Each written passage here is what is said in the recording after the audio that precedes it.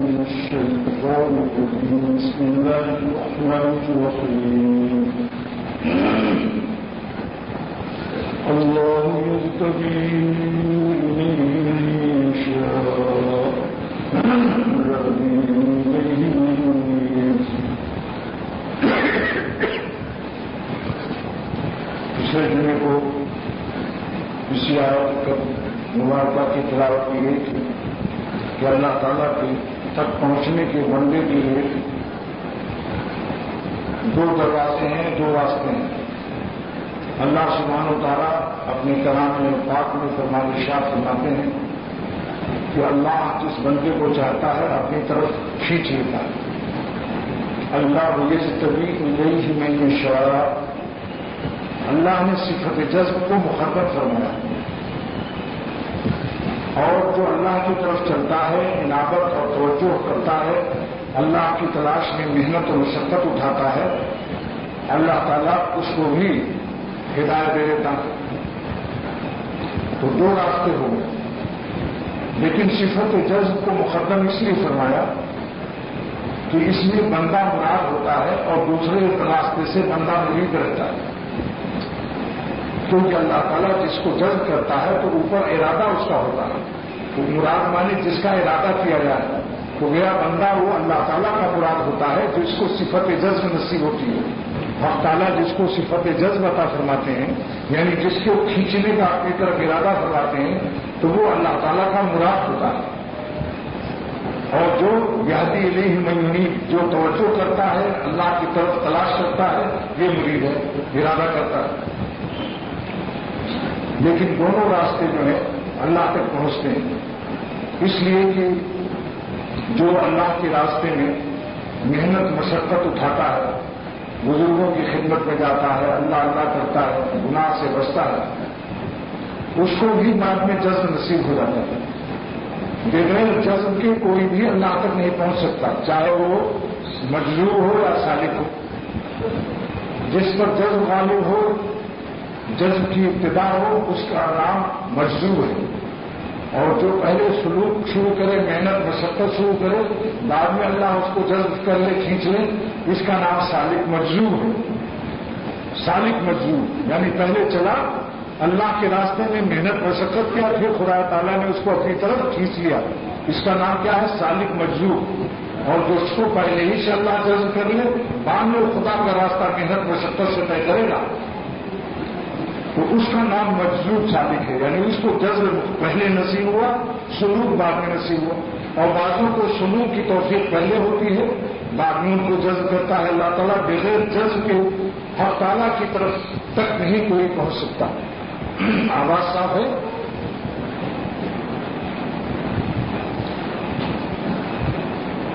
اب اس کی ایک مثال حضرت مولانا اشرف علی صاحب تھانوی رحمۃ اللہ علیہ نے فرمایا کہ ایک فقیر جا رہا تھا کسی بادشاہ کے سامنے سے، مکان کے سامنے سے، محل شاہی. بادشاہ نے پوچھا، وہ فقیر بالا خانے سے، کوٹھے پر سے، 2 منزلہ سے، وہ فقیر تو اللہ تک کیسے پہنچا ہے؟ مجھے نہیں بتا رہے. اور اس سے پہلے فقیر نے اس سے یہ کہا کہ اے بادشاہ، میں تجھ سے ملنا چاہتا ہوں. تو کوئی سیڑھی نہیں تھی، کوئی راستہ نہیں تھا. تو بادشاہ نے کمند پھینکی، کمند یعنی کوئی چیز بیٹھنے کی، اوپر سے رسی میں بندھی ہوئی پھینک دی اور کہا اسی میں تو بیٹھ جا. 2 سپاہیوں سے فرمایا بادشاہ نے کہ آپ دونوں آدمی اس کو کھینچ لو. وہ فقیر جب بادشاہ سے ملا، اوپر جا کر کھینچا ہوا، بادشاہ نے کھینچا اس کو. تب اس نے کہا بادشاہ نے کہ تم اللہ تک کیسے پہنچے؟ اس نے کہا جناب جیسے میں آپ تک پہنچا. اس نے کہا جیسے میں آپ تک پہنچا، آپ نے کمند پھینکا یعنی رسی پھینکی اور اس میں بیٹھنے کی جگہ تھی، اس کو کمند کہتے. میں اس پر بیٹھ کر آپ نے سپاہیوں سے کھنچوا دیا. تو جس طرح سے آپ تک میں پہنچا، ایسے بندے کو اللہ تعالیٰ کمند بھیجتے ہیں، زمین پر توفیقات بھیجتے ہیں، دل کو کشش بھیجتے ہیں. سن لے دوست جب ایام چلے آتے ہیں ہاتھ ملنے کی وہ خدا بھی بتلاتے ہیں. نہ میں دیوانہ ہوں اصغر نہ مجھ کو ذوق ریاضی. کوئی کھینچی لیے جاتا ہے خود جیبو گریبا. ہماتن ہستی خابیدہ میری جاگ اٹھی. ہماتن ہستی خابیدہ میری جاگ اٹھی. ہر گنے منہ سے میرے اس نے پکارا مجھ کو. اللہ تعالیٰ جس کو جذب کرتا ہے تو آپ مجھ سے سوال کر سکتے ہیں کہ کیا اس کو پتہ چلتا ہے کہ ہاں مجھے اللہ تعالیٰ یاد فرما رہے ہیں. ایک بزرگ نے فرمایا کہ اس وقت مجھ کو اللہ تعالیٰ یاد فرما رہے ہیں. اور یہ کون بزرگ ہیں؟ تابعی ہیں حضرت ثابت بنانی رحمۃ اللہ علیہ. تابعی ہیں. اپنے خادم سے کہتے ہیں کہ اس وقت اللہ تعالیٰ مجھ کو یاد فرما رہے ہیں. خادم نے پوچھا کیا یہ پاس کیسے اطلاع کہ اللہ تعالیٰ آپ کو یاد فرما رہا ہے؟ فرمایا کہ اللہ تعالیٰ نے قرآن پاک میں فرمایا کہ فذکرونی تم ہم کو یاد کرو اذکرکم ہم تم کو یاد کریں گے. اور مجھ کو اس وقت اپنی یاد کی توفیق دے دی تو میں فذکرونی میں شامل ہو گیا. اب یذکرکم کا وعدہ اللہ کے ذمہ ہے. اللہ کا وعدہ غلط نہیں ہو سکتا کہ اگر تم ہم کو زمین پر یاد کرو گے تو ہم تم کو آسمان پر یاد کریں گے. اگر تم ہم کو دل میں یاد کرو گے ہم تم کو اپنے دل میں یاد کریں گے. اگر تم مجمع میں یاد کرو گے تو ہم تم کو فرشتوں کے مجمع میں یاد کریں گے. جیسی آپ کی یاد ہو یاد تنہائی میں یاد تنہائی ملے گی. یاد اجتماعی میں یاد اجتماعی ملے گی. اور سمجھ لیجیے یاد اجتماعی ہے نا اس وقت انشاءاللہ یاد اجتماعی فرشتوں کے درمیان میں اللہ تعالیٰ کی یاد ہماری اولاد کی ہو رہی ہوگی. وعدہ ہے فذکرونی اذکرکم.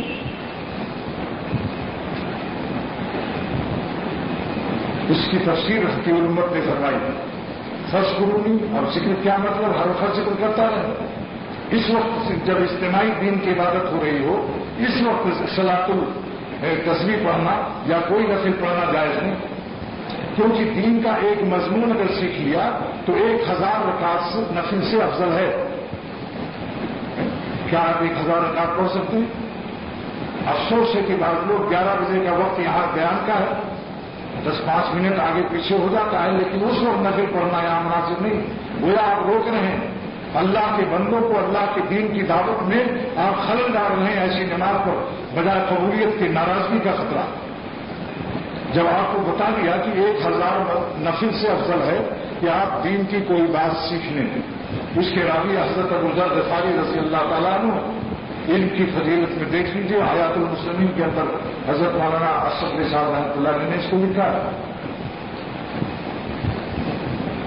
تو ذکر کے معنی کیا ہے؟ فذکرونی تفسیر سن لیجیے. حکیم الامت بیان القرآن تفسیر میں لکھتے ہیں فذکرونی تم ہم کو یاد کرو. کیسے؟ بالاطاعت یعنی میری اطاعت کیا. اگر ماں باپ بیمار ہیں اپنی نفلیں تلاوت وظیفے چھوڑ کر جاؤ ان کے لیے دوا لاؤ. اس وقت میں یہی اطاعت ہے یہی اللہ کا ذکر ہے. بیوی بیمار ہے فوراً جا کے دوا لاؤ. اس لیے آپ مراقبے میں آسمان پر بیٹھے ہیں. اگر آسمان پر بیٹھانا ہوتا تو زمین پر کیوں پیدا کیا؟ اس وقت اپنی بیوی کی دوا لے آؤ.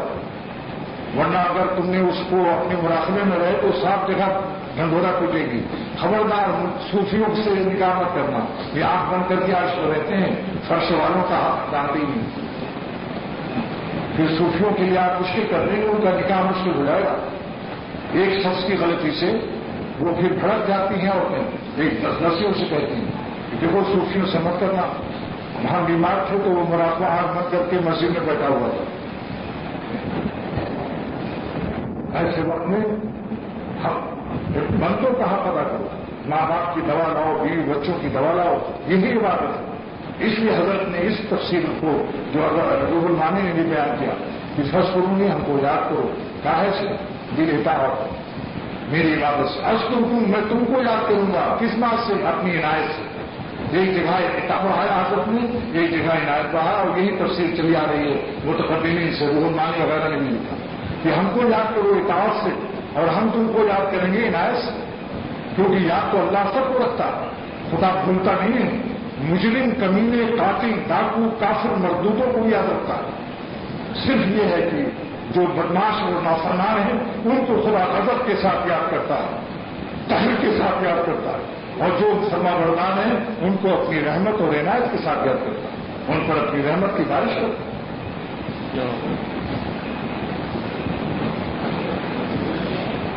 تو یہ میں عرض کر رہا ہوں کہ جس کو ہم تعالیٰ جذب کرتے ہیں، جس کو کھینچتے ہیں، ارے نیا ایک چھوٹا سا بچہ اگر آپ کا ہاتھ پکڑ کر کھینچ رہا ہو، ابا تگڑا ہے 3 من کا، چھوٹا سا بچہ 10 کلو کا ہے، وہ اس کی انگلی پکڑ کر کھینچ رہا ہے تو محسوس ہوتا ہے باپ کو یا نہیں؟ اس تگڑے باپ کو کہ میرا بچہ اس کو کھینچ رہا ہے۔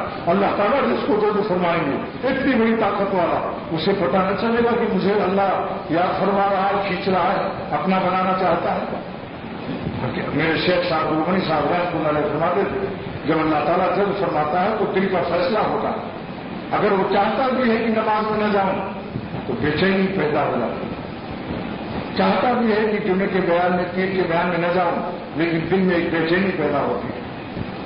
اس لیے حضرت فرماتے تھے بالکل پتہ چلتا ہے۔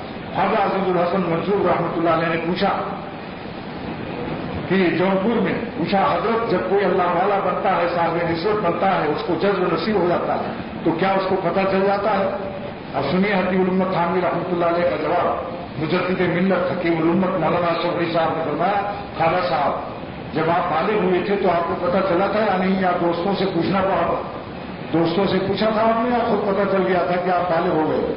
جب بالغ ہوئے تھے تو رگ رگ میں ایک جان آتی ہے یا نہیں؟ ایک طاقت جدید محسوس ہوتی ہے۔ تو جب اللہ تعالیٰ کسی کو جذب کرتا ہے، اس کے دل کو اپنی نسبت نصیب فرماتا ہے تو اس کی روحانیت میں جدید طاقت محسوس ہوتی ہے۔ سارے عالم کو چیلنج کرتا ہے، سارے عالم کو اعلان کرتا ہے کہ اے دنیا والوں تم میری ٹانگ کو نہیں پکڑ سکتے ہو، جس کو مولانا جلال الدین رومی نے اس اپنے شعر سے اعلان فرمایا، سر نگون ہی رہا کن پائے من، اے دنیا والوں جلال الدین رومی سر جھکا چکا، میرے پیر کو مت پکڑو، میرے پیر کو دنیاوی زنجیروں میں مت گرفتار کرو، سر نگون ہی رہا کن پائے من۔ جو جانور پالنے والے ہیں ان سے پوچھو، جب جانور رسی توڑانا چاہتا ہے تو سر جھکا لیتا ہے، پھر طاقت زیادہ کرتا ہے۔ جانور پالنے والے اور جو نہ پالے ہوں میری بات پر یقین کریں۔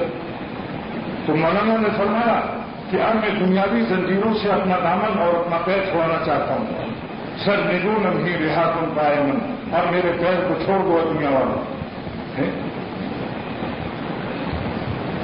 سر نگون ہی رہا تم پائے من، نصیحت وغیرہ آپ مجھے کچھ مت کرو کہ ملا اگر بالکل بن جاؤ گے تو کھاؤ گے کہاں سے، اور اگر اللہ کو زیادہ یاد کرو گے، داڑھی رکھو گے تو تم کو سب بیوقوف سمجھیں گے، اسی بیوقوف کو انشاءاللہ وہ روزی ملے گی کہ بڑے بڑے عقل مند ہے اس کو روزی وہ ایسے نہیں ملے گی۔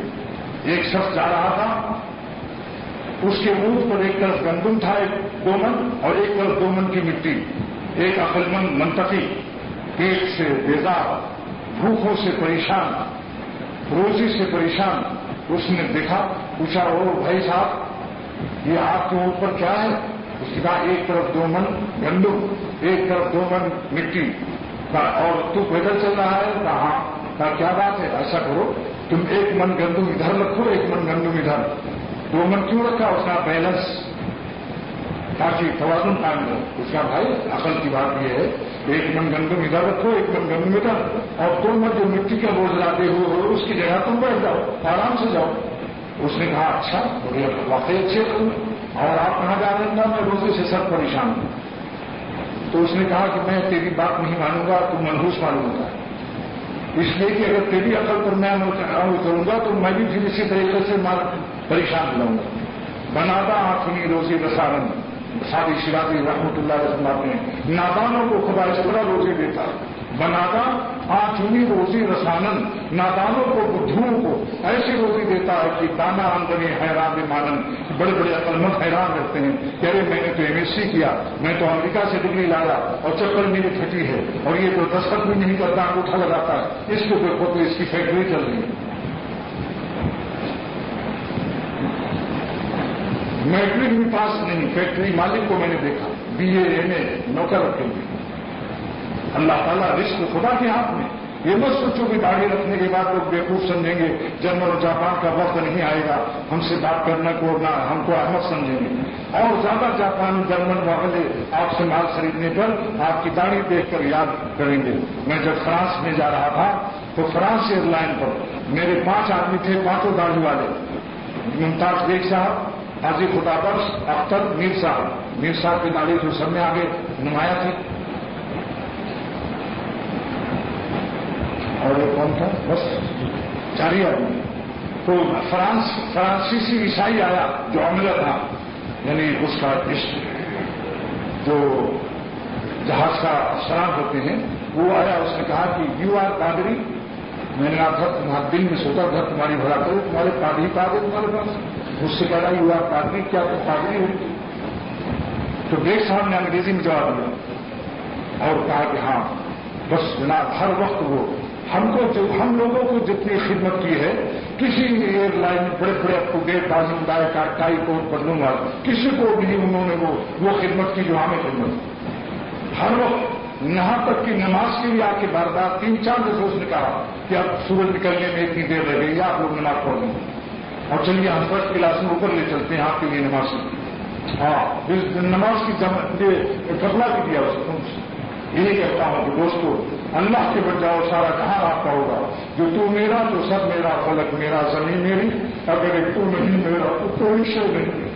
جس سے اللہ ناراض ہے بس سمجھ میں گر گیا، اٹھا کر سر تمہارے آستان سے زمین پر گر پڑا میں آسمان سے. اٹھا کر سر تمہارے آستان سے زمین پر گر پڑا میں آسمان سے. جس نے اللہ کو ناراض کیا بس سب تو مچھر کو بھی اس سے بہتر.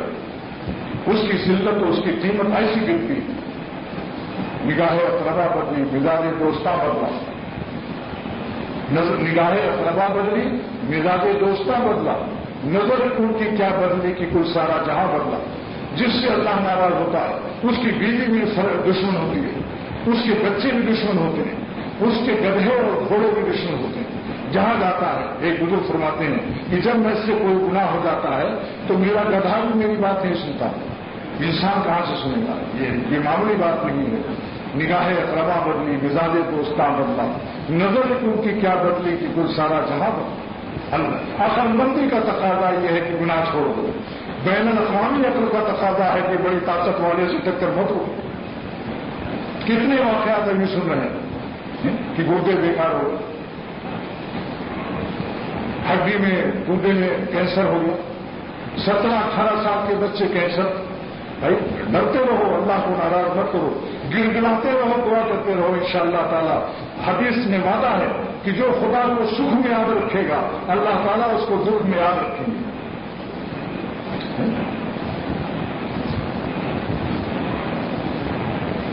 تو خیر یہ بات میں عرض کر رہا تھا کہ جب اللہ تعالیٰ کسی کو جذب کرتے ہیں تو اس کو پتہ چل جاتا ہے. نہ میں دیوانہ ہوں اصغر، نہ مجھ کو ذوق ریانی. کوئی کھینچی لیے جاتا ہے خود جیبوں کے ریوا. ہما کن ہستی خادمہ میری جاگ اٹھی. ہر گنے منہ سے میرے اس نے پکارا مجھ کو. اور ایک علامت اور پیدا ہوتی ہے، سن لیجیے، جس کو اللہ جذب کرتا ہے پھر سارے عالم کی دولت حسن سب کو نگاہ سے گرا کر ہر وقت کی فکر ہو جاتی ہے اس کو کہ میں اپنے اللہ کو راضی رکھوں. یہ علامت ہے جذب کی. جس کو اللہ کھینچے وہ کھینچا کسی طرف. معلوم ابھی اس کو اللہ نے نہیں کھینچا. آپ بتاؤ محمد علی قلعے یا کوئی اور تگڑا بھولو پہلوان ہے پنجاب کا، وہ کسی کو کھینچے ہوئے پکڑے ہوئے اور اس کو ایک کمزور، اس سے کمزور کھینچ رہا ہے، کھینچے گا کدھر؟ آدمی اسی طرف کھینچتا ہے جدھر طاقت زیادہ ہوتی ہے. بلا بتائیے اللہ کی طرف طاقت زیادہ ہے نہیں؟ تو جب گناہوں میں مبتلا ہو رہا ہے دلیل ہے اس بات کی کہ امیر ظالم کو جذب سے محروم اپنی نافرمانی کے تسلسل اور ظلمات اور لعنتیں اور منحوسیت کی زندگی گزارتا ہے. رو اللہ تعالیٰ سے، اللہ تعالیٰ سے اس صفت کی بھیک مانگی. اگر خدا کو نہ دینا ہوتا تو قرآن میں اللہ تعالیٰ اس کو آیت کو نازل نہ فرماتا. جب ابا کوئی چیز نہیں دینا چاہتا تو بچوں کو بتاتا بھی نہیں کہ کہیں مانگ نہ بیٹھے. یہ ان کا اعلان کر دینا قرآن شریف میں گویا کہ سارے عالم کو اللہ نے خبر کر دی کہ میری یہ صفت ہے، میرا خزانہ ہے، یہ موتی تم بھی مانگ سکتے ہو. ربا سے مانگو. بچہ ابا سے مانگتا ہے، بندہ ربا سے مانگتا ہے.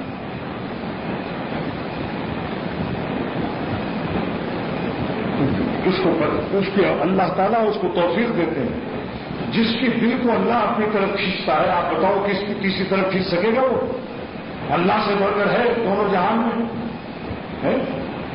ارے جب اس کو ہوئے نہ کھینچ سکے گی، جس دن دیدار ہوگا اللہ تعالیٰ کا، تو ہمارے شیخ فرماتے تھے شاہ غنی صاحب رحمۃ اللہ علیہ کہ جنت میں ایک دن دیدار ہوگا، جس دن بھی دیدار ہوگا اس دن اس وقت میں بوقت دیدار الہی کوئی حور بھی آدمی نہیں آئی. کہاں خالق ہے، کہاں چراغ مردہ کجا، شمع آفتاب کجا. آفتاب کہاں مردہ چراغ، مخلوق کی کیا حقیقت ہے.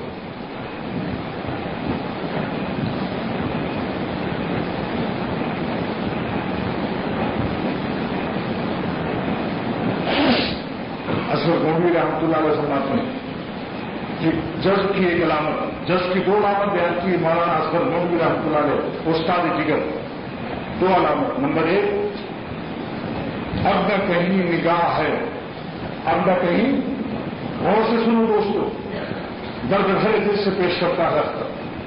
15 سال 19 سال کی غلامی کا نچوڑ پیش کر رہا ہوں. ایسے مفت میں نہیں پائی ہے، اللہ تعالیٰ کی عطا. اب نہ کہیں نگاہ ہے، اب نہ کوئی نگاہ میں.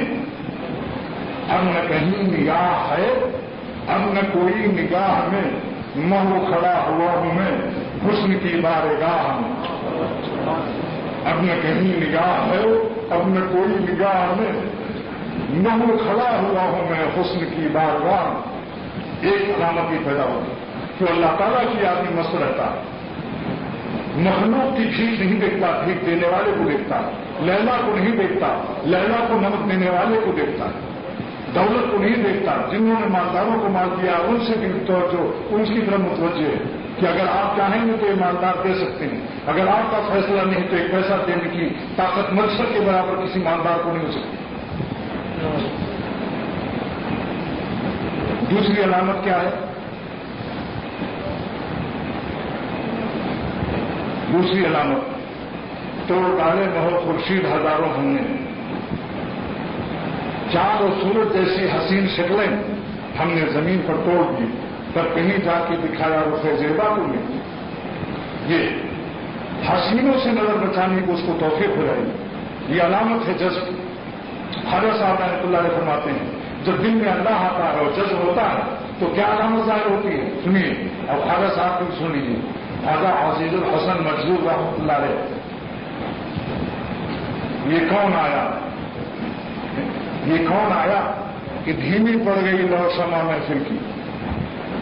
یہ کون آیا کہ دھیمی پڑ گئی لو شمع محفل کی، اور پتنگوں کے عوض اڑنے لگی چنگاریاں دل. بس ایک بجلی سے پہلے گوندی، بس ایک بجلی سے پہلے گوندی، پھر اس کے آگے خبر نہیں ہے. مگر جو پہلو کو دیکھتا ہوں تو دل نہیں ہے، جگر نہیں. یہ وہ اشعار ہیں جو میرے شیخ محبت سے اس کو پڑھا کرتے. اپنے بزرگوں کی بات یاد آنا. حضرت شاہ بلغنی صاحب رحمۃ اللہ یہ 2 شعر اکثر پڑھتے تھے. یہ کون آیا کہ دھیمی پڑ گئی لو شمع محفل کی، پتنگوں کے عوض اڑنے لگی چنگاریاں دل کی.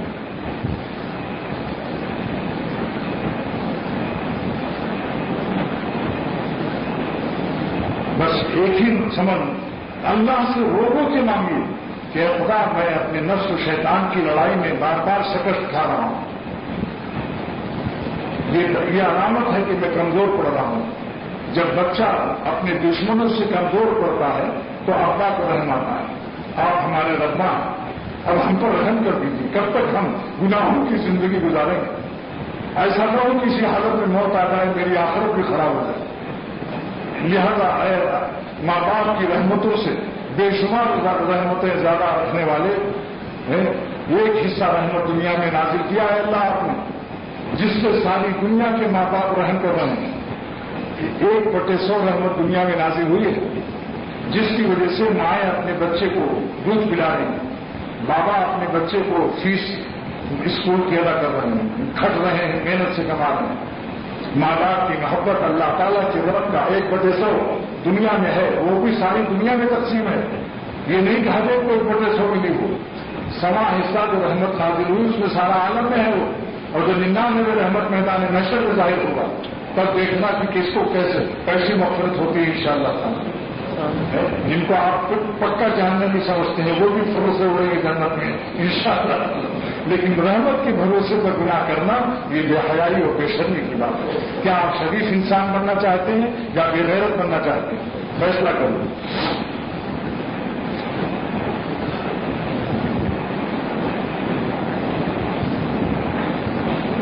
2 रकात सलात हाजत वितर से पहले, मैंने बार बार अर्ज करता हूं, वितर से पहले 2 रकात सलात तौबा, सलात हाजत और सलात तहज्जुद पढ़ने, क़यामत के दिन इंशाअल्लाह ताला आप सबके सब तहज्जुद गुजार उठेंगे।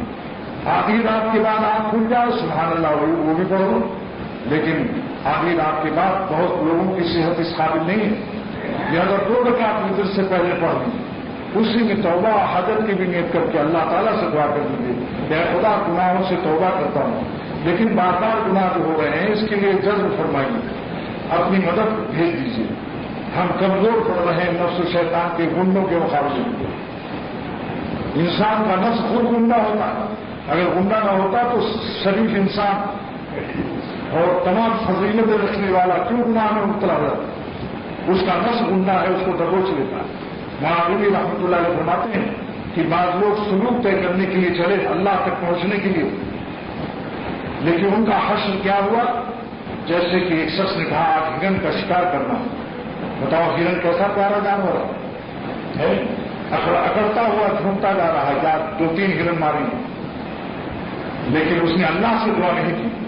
एक जंगल से जंगली सुअर निकला, जंगली सुअर खिंजीर, और उसने उसको मुंह में दबा दिया, बहुत खतरनाक होता है, और वो अपने बड़े बड़े दांतों से उसको चबा रहा है। अभी जान नहीं निकली, मगर दिल में अभी जिंदा है थोड़ा सा, दिल में कहता है आप तो हिरन के लिए गए थे, क्या खबर थी कि जंगली सुअर मुझे दबाएगा। यही नफ्स का हाल है। बहुत से लोग अल्लाह वाले हो जाते, सिद्दीकीन की निस्बत पर पहुंच जाते, लेकिन गुनाहों के इर्तिकाब से जंगली सुअर नफ्स ने उनको ऐसा दबोचा कि जिल्लत व खालिक के आलम की कोई इंतहा नहीं, रास्ता रोके हुए ये जंगली नफ्स जो है।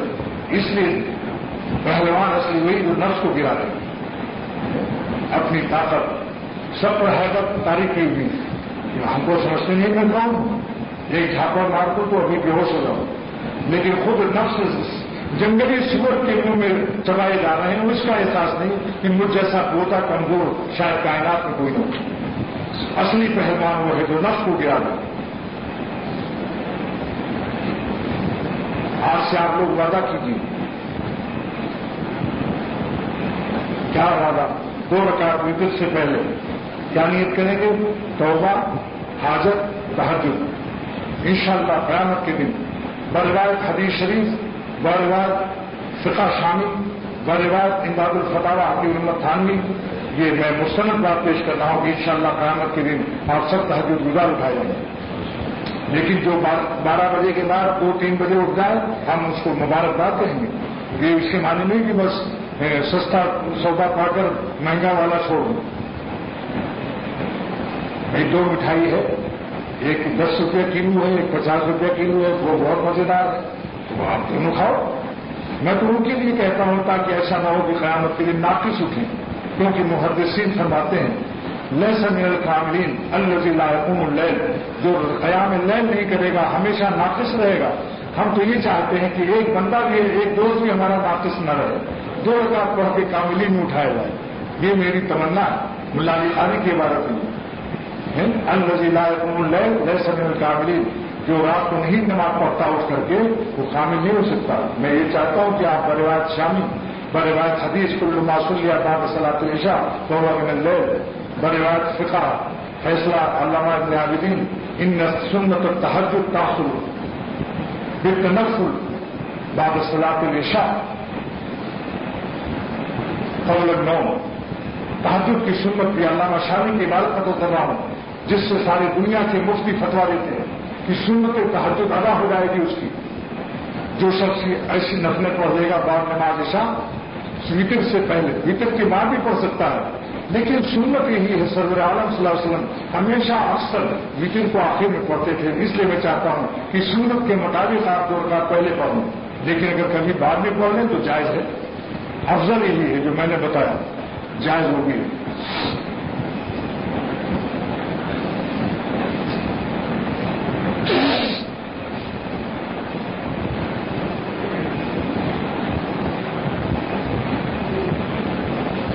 हम आ गए उसने पुराने मतलब पर, यानी जज्ब की दास्तां शुरू कर रहा हूं। कुछ बंदों को जिनको अल्लाह ताला ने जज्ब फरमाया, मैं अब उनकी दास्तां शुरू कर रहा हूं। ان کے واقعات، تاکہ ان کے صدقے میں ہنالک دعا زکریا کے تحت، جیسے زکریا علیہ السلام نے دیکھا کہ بیوی مائی مریم پر جنت سے کھانے اور پھل آ رہے ہیں تو انہوں نے بھی دعا کر لی. تو میں ان بزرگوں کے جذب کی داستان سنا کر آپ لوگوں کو اللہ تعالیٰ سے عرض کروں گا کہ جس نے ان پر فضل کیا آپ ہم سب پر فضل کر دیجیے، ہم کو بھی جذب نصیب فرمائیے. یہ قرآن پاک کی روشنی ہے، قرآن پاک کے اصولوں پر میری دعا ہوگی. ہنالک دعا زکریا علیہ السلام نے دیکھا جنت کا کھانا پھل آ رہے ہیں تو آپ اللہ میاں جیسے مریم پر فضل کیا مجھ پر بھی فضل کر دیجیے، بڑھاپی میں مجھے اولاد دے دیجیے. ناممکن کو ممکن کر دیتا ہے اللہ تعالیٰ. بندہ سمجھتا ہے کہ میں نہیں ولیندہ ہو سکتا، بعضوں کے اتنے حالات خطرناک ہیں کہ ہم سے گناہ نہیں چھوٹ سکتے. میں واللہ کہتا ہوں قسم کھا کر، جس دن خدا تعالیٰ نے ارادہ کیا اور فیصلہ اپنی مشیت اور فضل کا، اسی دن آپ دیکھیں گے کہ ارے یہ چوہا کہاں سے شیر بن گیا. پھر آپ اپنے اندر دیکھیں گے لومڑی شیر کیسے بن گیا. اللہ تعالیٰ کی شان بہت بڑی ہے. وہ ذرے کو آفتاب کرتا ہے اور سورج کو گرہن لگا کر غائب کرتا ہے، چھپا دیتا ہے. ذرے کو آفتاب کی طرح روشن کرنے پر قادر ہے اور سورج کو سورج گرہن میں مبتلا کر کے اس کو روشنی سے محروم کر سکتا ہے. اور ابتدا کرتا ہوں پہلے صحابی پھر تابعی پھر عام امت، یعنی ترتیب اس دن یہی تھی. پہلے میں نے صحابہ کا ذکر بیان کیا، اس کے بعد پھر تابعی، اس کے بعد کیونکہ وہ زازان جو تھے، حضرت زازان جو گانا گا رہے تھے وہ تابعی تھے، کیونکہ حضرت عبداللہ بن مسعود پر ایمان لائے تھے نا، تو صحابہ پر جو ایمان لائے گا تابعی نہیں ہوگا. اب پہلے حضرت وحشی رضی اللہ تعالیٰ عنہ کا جذب بیان کرتا ہوں. آپ جانتے ہیں کہ کتنے بڑے قاتل ہیں یہ. جنگ احد میں سید الشہداء حضرت حمزہ رضی اللہ تعالیٰ عنہ ایسے شخص کو حضرت عبداللہ ابن عباس رضی اللہ تعالیٰ عنہ، حوالہ پہلے دے دیتا ہوں کیونکہ پہلے جو حوالہ پیش کیا تھا حوالہ نہیں پیش کیا تھا. حضرت ابوبکر صدیق کا شام میں خواب دیکھنا ہے اور وہ سارا واقعہ ہوتا. وہ خصائص کبریٰ، حوالہ سن لیجیے، خصائص کبریٰ جلد نمبر 1. علامہ جلال الدین سیوطی کی رحمۃ اللہ علیہ کی تصنیف صفحہ 29 پر ہے. 29 نہ سمجھنا ہے 29 سمجھ لینا. آپ کو یہ واقعہ پیش کر رہا ہوں. یہ علامہ محمود نصفی تفسیر خازن کے مصنف، علامہ محمود نصفی تفسیر خازن کے مصنف جلد نمبر 4 میں صفحہ 59 پر بیان کرتے ہیں. حوالہ سنیے آپ پہلی حوالہ پیش کر رہا ہوں. اور ملا علی قاری رحمۃ اللہ علیہ نے کتاب الاستغفار میں جلد نمبر 5 میں اس واقعے کو بیان فرمایا. اتنا بڑا محدث عظیم شرح مشکات میں 2 حوالے ہو گئے، نوٹ کر لینا. اب سنیے حضرت وحشی رضی اللہ تعالیٰ، عبداللہ ابن عباس رضی اللہ تعالیٰ رئیس المفسرین کی روایت ہے. حضرت عبداللہ ابن عباس سگے چچا صاحب بھائی ہیں سرور عالم صلی اللہ علیہ وسلم. چچا کی بیٹا چچا صاحب بھائی روایت کرتے ہیں سرور عالم صلی اللہ علیہ وسلم نے ارسل الی وحشی یدعوہ الی الاسلام، اسلام کی دعوت دینے کے لیے سرور عالم صلی اللہ علیہ وسلم نے خط بھیجا، پیغام بھیجا، اے وحشی ایمان لاؤ. انہوں نے فارسل وحشی الی رسول اللہ، رسول خدا کی طرف جواب بھیجا. ذرا دیکھیے پیغامات کے تبادلے ہو رہے ہیں. کیا پیغام بھیجا کہ آپ جانتے ہیں انما القتل اور زنا اور اشرک، جو شرک کرے گا، قتل کرے گا، زنا کرے گا، وقت فعلت ذلک کلہ، میں نے کوئی کام نہیں چھوڑا. قتل بھی کیا کہ ایسے شخصیت کو جو اسلام میں سب سے محترم شخصیت ہے، میں اس کا قاتل ہوں، اور سب کام گناہ کے کیے. اور آپ کے خدا نے یہ نازل کیا ہے. کافر بھی قرآن شریف کو یاد رکھتے تھے، وہ قرآن شریف کا حوالہ دے رہے ہیں. حضرت وحشی حالت کفر میں قرآن پاک کا حوالہ دے رہے ہیں کہ آپ کے خدا نے یہ نازل کیا ہے. یبقى ساما یضاعف له العذاب، ایسا ایسا خیر جو کرے گا، قتل و زنا اور یہ شرک جو کرے گا، اللہ تعالیٰ کے یہاں مجرم ہے، اس کو ڈبل عذاب دیا جائے گا. آپ مجھے کیسے اسلام کی دعوت دے رہے ہیں؟ اسی وقت اللہ تعالیٰ نے وحشی کی اسلام کے لیے دوسری آیت نازل فرمائی. دیکھیے آج یہ اللہ کا کرم ہے. ایسے مغلوب رسول خدا کے چتا کے خاطر کو اللہ کی رحمت برس رہی. کیا ٹھکانہ ہے اس کی, کیا ٹھکانہ ہے اس کے علم کا, کیا ٹھکانہ ہے اس کے علم کا. آیت نازل ہو رہی دوسری ان کی اسلام کے لیے, الا من تاب وآمن وعمل عملا صالحا. مگر اے رسول خدا وحشی کو آپ پیغام دے دیں کہ اگر ایمان لائے وحشی اور توبہ کرنے وحشی اور صالح عمل کرتے رہیں تو میں ان کا ایمان و اسلام قبول کرتا ہوں. ہے کوئی علم والا اپنے بیٹے کے قاتل کو کوئی بخشے گا اس طرح سے؟ اس آیت کو جب صلی اللہ علیہ وسلم نے بھیجا, اب اس پر ان کا پیغام کا تبادلہ سنیے کہ میں یہ شرط کو شدید اور سخت سمجھتا ہوں کیونکہ میں ایمان لا سکتا ہوں, توبہ کر سکتا ہوں, لیکن وہ عامل عمل صالحہ ساری زندگی میں ایک عمل کرتا رہوں, اس میں مجھے ذرا اپنے بارے میں اعتماد نہیں. ان حاضر شرط لشرط شدید, یہ شرط بڑی سخت شرط ہے. لعلی لا اقدر علیہ, میں اس شرط پر شاید طاقت نہ پا سکوں. اب تیسری آیت نازل ہو رہی ہے, دیکھیں اللہ تعالیٰ اس شخص کی اسلام کے لیے, ان کے اسلام کے لیے تیسری آیت نازل فرما رہے ہیں. ان اللہ لا یغفر ان یشرک ان اللہ لا یغفر ان یشرک بہ ویغفر ما دون ذلک لمن یشاء. اللہ تعالیٰ نہیں معاف کرے گا شرک کو, لیکن اگر وحشی ایمان لائیں اور توبہ کر لیں شرک سے, صرف شرک سے توبہ کر لیں, عمل صالح کی بھی خیر اٹھ رہی ہے, اللہ بخش دے گا جس کو چاہے گا. لا یغفر, صرف مشرک کو نہیں بخشے گا, باقی گنہگاروں کو بخش دے گا. لا یغفر ان اللہ لا یغفر ان یشرک بہ ویغفر ما دون ذلک. شرک کے علاوہ جتنے بھی گناہ ہیں ہم سب معاف کر دیں گے. یغفر ما دون ذلک لمن یشاء, یعنی جس کو اللہ چاہے گا. اب ان کا سنیے جواب, پھر پیغام کا تبادلہ ہو رہا ہے. وحشی کا پیغام سنیے, کیا عجیب کہتے ہیں کہ اے رسول خدا صلی اللہ علیہ وسلم اپنے علانیہ سے کہہ دو, میرا پیغام یہ ہے کہ اس میں مغفرت کو آزادی نہیں دی اللہ تعالیٰ نے. فرمایا جس کو میں چاہوں گا, اور ہمیں پتہ نہیں کہ چاہیں گے ہمارے لیے یا نہیں. انی فی ریبن انی فی شبہۃ, میں شبہے میں ہوں. انی فی شبہۃ, میں شبہے میں ہوں. اب تکون مشیت اللہ تعالیٰ فیا عملہ, اللہ کی مشیت میرے لیے ہوگی یا نہیں, کیونکہ اللہ تعالیٰ نے مقید کر دیا اپنی مغفرت کو کہ جس کو میں چاہوں گا. ہمیں کیا پتا کہ ہمارے لیے مغفرت چاہیں گے یا نہیں. بتائیے یہ پیغامات کے تبادلے سن رہے ہو, کیا حق تعالیٰ کا جذب نہیں ہو رہا ہے؟ یہ انہیں کا جذب ہے. نہ میں دیوانہ ہوں اصغر, نہ مجھ کو ذوقی ہوں گیا, کوئی کھینچے لیے جاتا ہے خوشی ہو غریبت. اللہ تعالیٰ جذب فرما رہا ہے. اب چوتھی آیت نازل ہو رہی ہے. وہ یہ آیت اتنی قیمتی ہے کہ جب یہ آیت چوتھی نازل ہوئی جس کو میں پیش کرتا ہوں, قل یا عبادی الذین اسرفوا, اے محمد صلی اللہ علیہ وسلم آپ میرے گنہگار بندوں سے اطلاع کر دیں, خبر دے دیں, فرما دیں. قل یا عبادی الذین اسرفوا علی انفسہم, جنہوں نے اپنے نفس پر ظلم کر لیے, بے شمار گناہیں کر لیا, بے شمار مجرم ہیں وہ. لا تقنطوا من رحمت اللہ, اے نبی ان سے فرمایا کہ میری رحمت سے نا امید نہ ہو.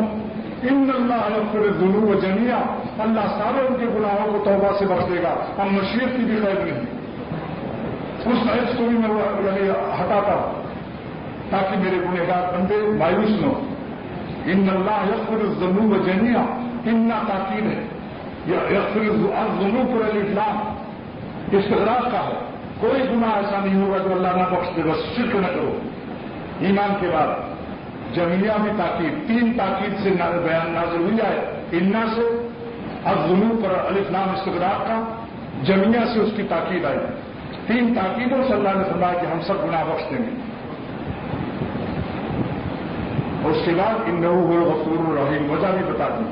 یہ جملہ تعلیلیہ ہے, معرض علت میں ہے کہ ہم کیوں بخش دیں گے, کیونکہ اللہ تعالیٰ بڑا ہی بخشنے والا ہے, بڑا ہی رحمت والا ہے. تمہارے گناہ محدود ہیں, میری مغفرت محدود نہیں ہے. تمہارے گناہ محدود ہے, میری رحمت محدود نہیں ہے. غیر محدود رحمت کے سامنے جیسے چڑیا ایک قطرہ کراچی کے سمندر سے ایک قطرہ اٹھا لے اور جو نسبت اس قطرے کو سمندر سے ہے اتنا بھی ہماری مغفرت کا اللہ تعالیٰ کی غیر محدود مغفرت کے سمندر سے وہ تعلق بھی نہیں ہے۔ بقول ڈاکٹر عبدالحی صاحب رحمۃ اللہ علیہ تھے کہ کراچی کا 1 کروڑ انسانوں کا پیخانہ پیشاب سمندر میں جاتا ہے، ایک لہر آتی ہے سب پاک کر دیتی ہے۔ تو اللہ تعالیٰ کی غیر محدود سمندر، یہ سمندر کراچی کا محدود ہے، غیر محدود مغفرت و رحمت کے سمندر کا کیا عالم ہوگا؟ ایک موج آئے گی انشاءاللہ ہمارے سب گناہوں کو اٹھا لے جائے گی۔ اس آیت کے بعد اب پیغام سنیے، اب تبادلے پیغام کا نقشہ بدل گیا، حضرت وحشی کا نقشہ بدل گیا، کام بن گیا۔ اب پیغام کیا دے رہے ہیں کہ فن محاذہ کہا، بہت اچھی آیت ہے یہ آخری والی جو ہے محاذہ، بڑی بڑھیا آیت ہے یہ۔ سجا پھر آئے ثم اسلم، پھر اسلام کو قبول کیا، اب مسلمان ہو گئے۔ اس کے بعد صحابہ نے پوچھا یا رسول اللہ صلی اللہ علیہ وسلم فإن هذه الآية خاصۃ لہو، کیا یہ وحشی کے لیے خاص ہو رہے ہیں؟ ہم للمسلمین عامۃ، کیا سارے مسلمانوں کے لیے یہ آیت ہے؟ آپ نے ارشاد فرمایا للمسلمین عامۃ، سارے قیامت تک کے مسلمانوں کے لیے فضل اللہ کا عام ہے۔ اب اس کے بعد جب ابا بچے کی خطاؤں کو معاف کرتا ہے تو جو باپ کی ناراضگی سے رسوائی و ذلت ہوتی ہے، ہر طرف چرچا ہوتا ہے نالاک بیٹا ہے، پھر باپ ہی کہتا ہے کہ میرا بیٹا لائق ہے، اس نے معافی مانگی اور کوئی اس کو عہدہ دے دیتا ہے۔ ایسا ہوتا ہے جس سے آدمی سمجھ جاتے ہیں کہ باپ نے اس کو پیار کر لیا ہے۔ کوئی کلفٹن کا بنگلہ دے دے گا، کوئی زبردست مرسڈیز دے گا، کوئی فیکٹری اس کے نام لکھے گا۔ اب اللہ تعالیٰ بھی وحشی کے نام ایک فیکٹری لکھ رہے ہیں۔ سنیے، ایک کاذب کذاب نبی، نبوت کا دعویٰ کرنے والا مسلمہ، جھوٹا نبوت کا دعویٰ کرنے والا، اس سے جہاد کرنا پڑا۔ حضرت ابوبکر صدیق رضی اللہ تعالیٰ عنہ حضرت وحشی سے اللہ تعالیٰ نے کوئی شرف دینا تھا، حضرت وحشی سے قتل کروا دیا اس کو۔ یہ بہت سے صحابہ جرنیل بڑے بڑے بہادر، لیکن یہ نعمت حضرت وحشی کی قسمت میں اللہ نے رکھا، کیونکہ میرا یہ بندہ قاتل حمزہ ہے، اسی سے ایک خطرناک شخصیت کو قتل کرا دیا جائے تاکہ اس کی عزت امت کے اندر قیامت تک ہم اس کی تاریخ بدلنا چاہتے ہیں، اپنے اس رسوا اور ذلیل صحابی کی قسمت کو بدلنا چاہتے ہیں، ہم اس کی تاریخ کو سنہرے حروف سے لکھوانا چاہتے ہیں۔ لہذا اس مسلمہ کذاب کو حضرت وحشی کے ہاتھوں سے اللہ تعالیٰ نے قتل کرایا۔ اس کے بعد انہوں نے اعلان کیا حضرت وحشی نے، قتل تو فی جاہلیتی خیر الناس، میں نے زمانے کفر میں، زمانے جاہلیت میں دنیا کے انسانوں میں بہترین انسان سید الشہداء حمزہ کو قتل کیا تھا۔ وہ قتل تو فی اسلامی، اور حالت اسلام میں نے قتل کیا شر الناس، جو سب سے بدترین انسان ہے، جو نبوت کا دشمن ہے اور جھوٹا نبی بنا ہوا تھا۔ یہ اللہ تعالیٰ کے ذمہ حسن کا انتظام ہوتا ہے، عشق کا یوں ہی نام ہوتا ہے۔ اللہ تعالیٰ کس طرح سے تبادلہ اس کا، کس طرح سے عزت ہے، ذلت کو اللہ تعالیٰ نے عزت سے بدل دیا، جس کو وہ اس لیے دعا کر لیا کیجیے کہ اے خدا ہماری رسوائیوں اور ذلتوں کی اندھیروں پر اپنی عزت کے آفتاب کی شعاعیں ڈال دیجیے۔ اور سے سنیے، اے خدا ہماری گناہوں کی ذلتوں اور رسوائیوں کی اندھیروں پر اے آفتاب عزت، اے عزت کا سورج، تو کچھ شعاعیں ڈال دے تاکہ ہماری ذلتیں عزتوں سے تبدیل ہو جائیں۔ اب صحابی کے بعد تابعی کا نمبر ہے نہیں، لیکن ابھی وہ ایمان نہیں لائے۔ ان کا نام پیر چنگی ہے، چنگ بجاتے تھے، چنگ مانے سرنگی، چنگ مانے سرنگی، اور تھے ملنگی بھی، بہترین آواز تھی۔ حضرت جلال الدین رومی رحمۃ اللہ علیہ اس تابعی کا واقعہ بیان فرماتے ہیں۔ ابھی تابعی نہیں ہے، ابھی تو گناہ کی زندگی ہے، گانا گا رہے ہیں، سرنگی بجا رہے ہیں، آواز اتنی بہترین کہ بچے، جوان، عورت، مرد گھیر لیتے ہیں۔ کوئی حلوہ لا رہا ہے، کوئی کباب لا رہا ہے، کوئی بریانی لا رہا ہے، پیسے برس نہیں۔ جب بڈھے ہو گئے آواز خراب ہو گئی, ساری دنیا ہٹ گئی. اب یہ ہٹا روانا کوے کی آواز کون سنتا ہے؟ سب بھاگ گئے, یہاں تک کہ فاقے کی نوبت آ گئی. مرنے لگے بھوکو. تب مدینے کی قبرستان میں گئے. زمانہ حضرت عمر رضی اللہ تعالیٰ عنہ کا ہے. مدینے پاک کی قبرستان میں ایک ٹوٹی ہوئی قبر میں لیٹے اور اللہ تعالیٰ سے اپنا بھجن سنانا شروع کیا. سرنگی بھی بج رہی ہے, سرنگی بھی بج رہی ہے, بھجن سنا رہے ہیں اللہ میاں کو. کیا سنا رہے ہیں کہ اللہ جب میری آواز اچھی تھی تو آپ کے بندے مجھے حلوہ دیتے تھے. مرد و زن, بوڑھے بچے سب کھیل لیتے تھے. اب میری آواز خراب ہو گئی. اب آپ کی مخلوق نے بے وفائی کی. میں ساری دنیا سے مایوس ہو کر اب آپ کے دروازے پر آ پڑا ہوں اس قبرستان میں. اب میں آپ کو اپنی آواز سناؤں گا, کیونکہ ماں باپ اگر بچہ خالص گر جائے, لنگڑا ہو, لولا ہو, اندھا ہو, مگر ماں باپ رد نہیں کرتے. آپ نے نہیں سنا ہوگا کہ کسی ماں باپ نے لنگڑے لولے بچے کو پھینک دیا. تو آپ نے ہمیں پیدا کیا. میری خراب آواز کے خریدار آپ ہی ہو سکتے ہیں. لہذا آپ ہی کو سناؤں گا. آپ کی مرضی, چاہے تو سلا دیجیے خبر میں, تو پہلے سے لیٹا ہوا ہوں. اگر آپ چاہیں تو بھوک سے روح بھی نکل لیں, تو پھر تو قبرستانی میں ہوں, کہیں میرے لیے خبر تلاش کرنے کی ضرورت نہیں ہے. حضرت عمر رضی اللہ تعالیٰ عنہ کو بروایت مولانا جلال الدین رومی رحمۃ اللہ علیہ خواب میں دکھایا. کیا ہے عمر, ایک بندہ قبرستان میں لیٹا ہوا, گنہگار زندگی ہے, سرنگی لیے ہوئے, اور مجھے رو رو کے یاد کر رہا ہے. بیت المال سے پیسہ لیجیے, وظیفہ, اور جا کر اس کو میرا سلام پہلے کہیے تاکہ وہ ڈرے نہیں, کیونکہ آپ کا کوڑا مشہور ہے, دوغے فاروقی.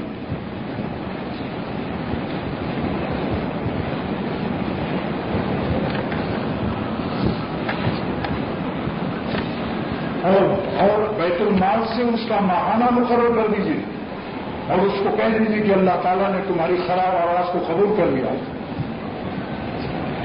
اور آئندہ سے اب تم کو بھیک مانگنے کی, گانے بجانے کی کوئی ضرورت نہیں. حضرت عمر رضی اللہ تعالیٰ عنہ نے ہر قبر کو جھانکا. جس قبر میں لیتے ہوئے تھے وہ جھانکا تو کانپنے لگا, کیونکہ روز بہت تھا.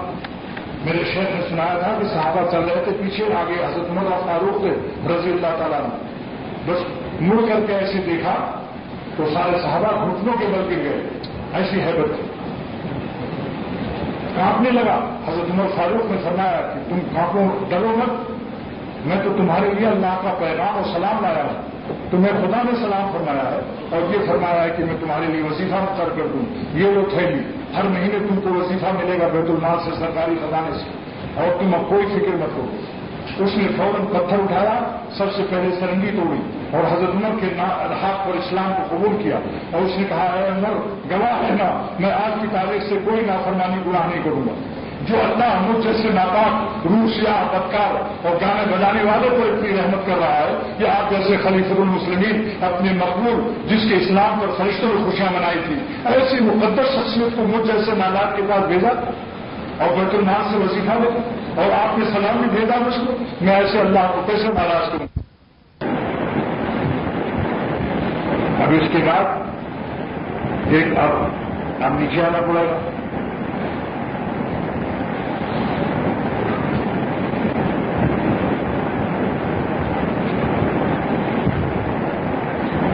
اس موقع پر میرے شیخ ایک شعر کہا کرتے تھے. مصنوی کا کہا قصہ ہے, معرومی نے جو قصہ بیان کیا ہے, اس موقع پر ہمارے شیخ صاحب جو غنی صاحب رحمۃ اللہ علیہ مصنوی کا ایک شعر پڑھتے تھے مست ہو کر.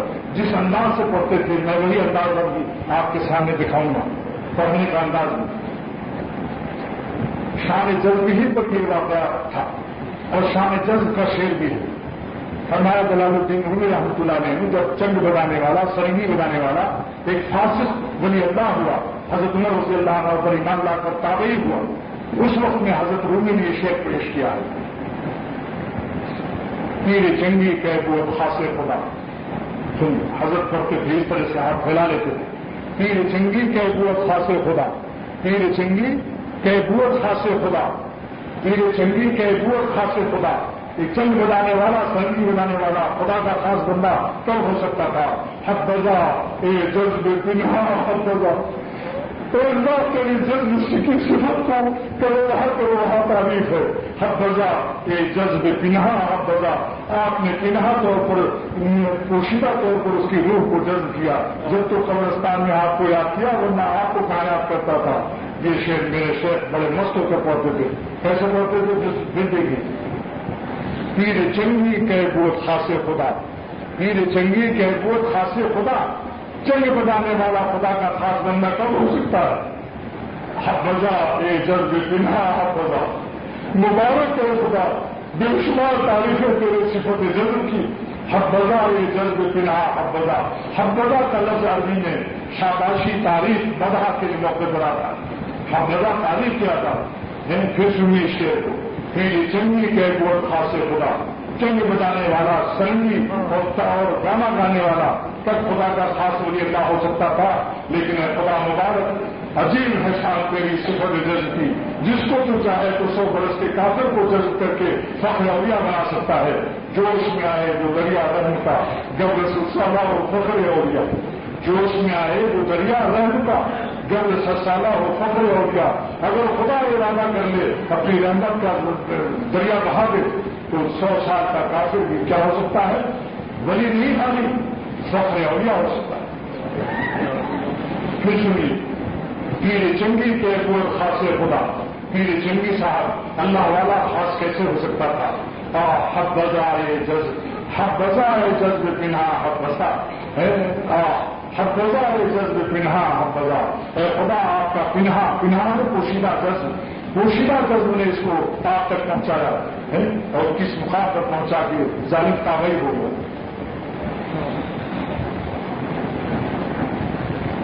اب میرے دل میں پھر وہی پچھلے جمعے کی طرح گر گئے ہوئی.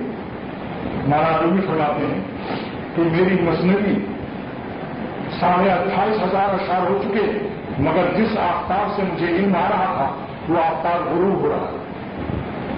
جو فتح از روزن دل آفتاب، جب دل کی کھڑکی کے سامنے سے اللہ کے فیض کا آفتاب غروب ہو گیا، ختم شد. واللہ عالم بالصواب. تو میری مثنوی ختم ہو رہی ہے، میری تقریر بھی اب ختم ہو رہی ہے. انشاءاللہ تعالیٰ ابھی جذب کا بیان باقی ہے.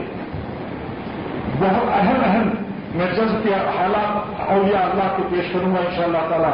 اللہ تعالیٰ میری زندگی میں، آپ کی زندگی میں برکت دے، صحت و عافیت کے ساتھ. اور میں اس نیت سے یہ حالات پیش کر رہا ہوں کہ میرے اللہ کو رحم آ جائے ہم نالائقوں پر کہ یہ میرے جذب کے داستان سنا رہا ہے، میرے جذب کی کمالات سنا رہا ہے، میرے جذب کی صفت کی گیت گا رہا ہے. تو کیوں نہ میں اپنے ان بندوں کو صفت جذب سے نوازش کر دوں.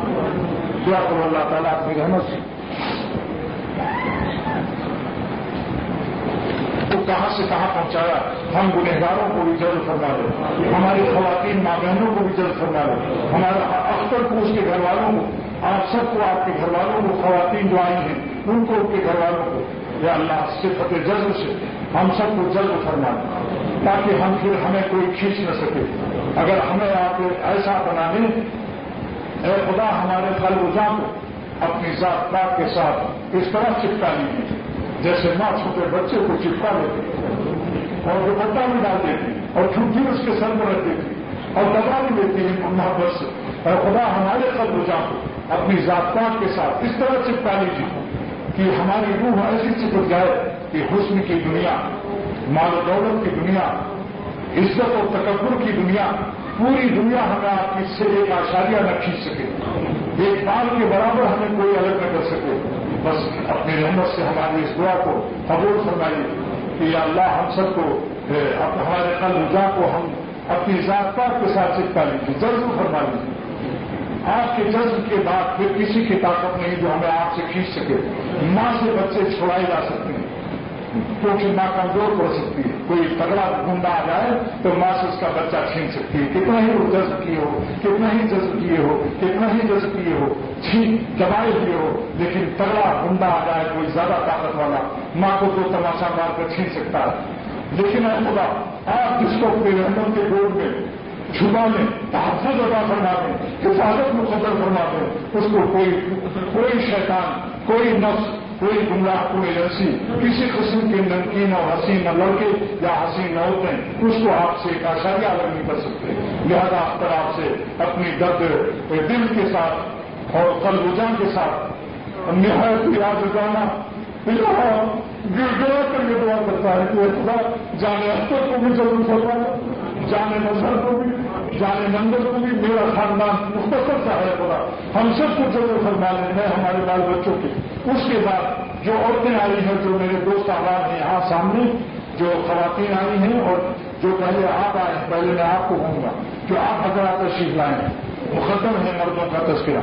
اس کے بعد جو عورتیں آئی ہیں، اللہ ان سب کو اور جن کے گھر والوں کو بھی اپنی رحمت سے جلد فرما لیں اور اپنا بنا لیں، اور ہم یہ کہہ سکیں کہ دونوں جانب سے اشارے ہو چکے، ہم تمہارے تم ہمارے ہو چکے. ایسا ضرور فرمائیے کہ ہم اس شعر کو پڑھ کر مست رہیں، ہم تمہارے تم ہمارے ہو چکے، دونوں جانب سے اشارے ہو چکے. ربنا تقبل منا انک انت السمیع العلیم. اور صحت و عافیت بھی عطا کر دو. جو بیمار ہیں ہم میں سے، ہم اختر یا کوئی بھی جس کو جو بیماری اللہ تعالیٰ اس کو شفا عاجلہ کاملہ مستمرہ عطا فرما. جس کو جس گناہ کی عادت ہے روحانی بیماری، اس کی بھی اس روحانی بیماری کو شفا عطا فرما دو اور گناہوں سے حفاظت مقدر فرما دو. جس کو جو جائز حاجت ہے، بیٹی کا رشتہ نہ ملا ہو اس کو رشتہ عطا فرما دو. جو ظالم ہو اس کو ضرور اس سے توفیق دے دے کہ اپنی بیوی کو نہ ستائے. جو بیٹیاں ظالم ہوں ان کو توفیق دے دے اپنے شوہروں کو نہ ستائے. یا رب العالمین جو غفلت سے اپنے اوپر ظلم کر رہے ہیں، جو اپنی عزت و آبرو کو ایسے خبیث مقامات کے عوض سودا کر رہے ہیں، اے خدا ہم سب کو جملہ نافرمانیوں سے حفاظت نصیب فرما، ایمان پر خاتمہ مقدر فرما، سلامتی آزاد اور سلامتی ایمان کے ساتھ زندگی عطا فرما، سلامتی آزاد اور سلامتی ایمان کے ساتھ دنیا سے اٹھا، اور خاتمہ ایمان کے بعد میدان محشر میں بے حساب مغفرت فرما کر جنت میں اسی طرح اکٹھا فرما دے جیسے کہ اللہ ہم سب آپ کے نام پر جمع. اس اجتماع میں زبان کا سوال نہیں، کتنے سندھ کے ہیں، کتنے پنجاب کے ہیں. یا اللہ نہ کوئی وطنیت ہے یہاں، نہ لسانیت ہے، صرف آپ کے محبت کے نام پر یہ اجتماع ہے. اس خالص اپنے نام کے سب عزت کے سب عظمت کے سب اس اجتماع کو قبول کرنا، یہ نہیں اس اجتماع کو جنت میں اکٹھا کر دینا اپنی رحمت سے. ربنا تقبل منا انک انت السمیع العلیم. یا ذا الجلال والاکرام، یا ذا الجلال والاکرام، یا ذا الجلال والاکرام. اللهم انك مليك مقتدر ما تشاء ومن فسعدنا في الدارين وكلنا ولا تكن علينا وانصرنا على من علينا واعصمنا من حمد الدين وقال الرجال والسماء في العطاء.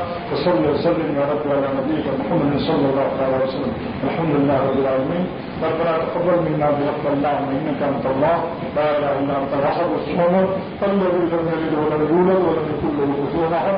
ربنا تقبل منا برحمة الله من يسرك بان لك الحمد لا اله الا انت المنان بديع السماوات والارض يا ذا الجلال والاكرام يا حي يا قيوم. الحمد لله رب العالمين. مدینہ یہ شام مدینہ یہ صبح مدینہ یہ شام مدینہ مبارک تجھے یہ قیام مدینہ مبارک تجھے قیام مدینہ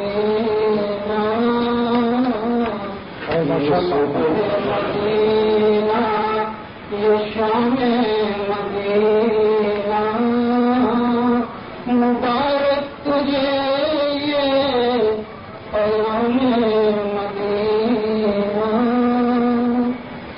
بھلا جانے کیا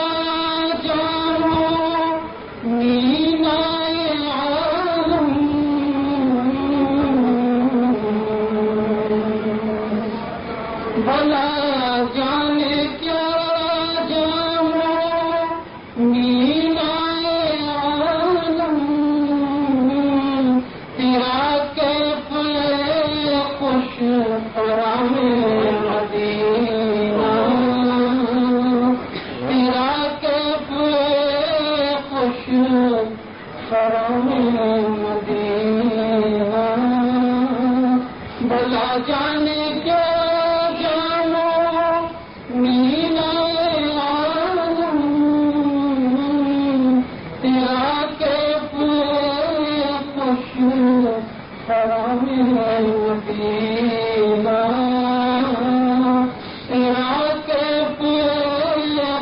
حرم مدینہ یہ صبح مدینہ یہ شام مدینہ مبارک تجھے حرم مدینہ. اس کا نام جو مانے ہوتا ہے مستانہ چال.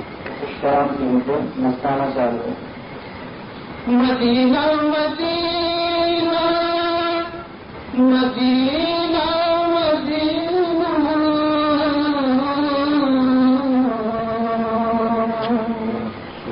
مدینہ مدینہ مدینہ مدینہ بڑا لطف دیتا ہے نام مدینہ بڑا لطف دیتا ہے نام مدینہ مدینہ مدینہ مدینہ مدینہ بڑا لطف دیتا ہے نام مدینہ بڑا لطف دیتا ہے نام مدینہ یہ صبح مدینہ یہ شام مدینہ مبارک تجھے یہ حرم مدینہ. نگاہوں میں سلطانیت ہوگی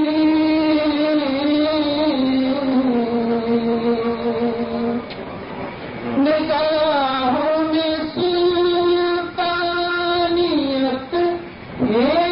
ہوگی جو پائے گا دل میں قیام مدینہ جو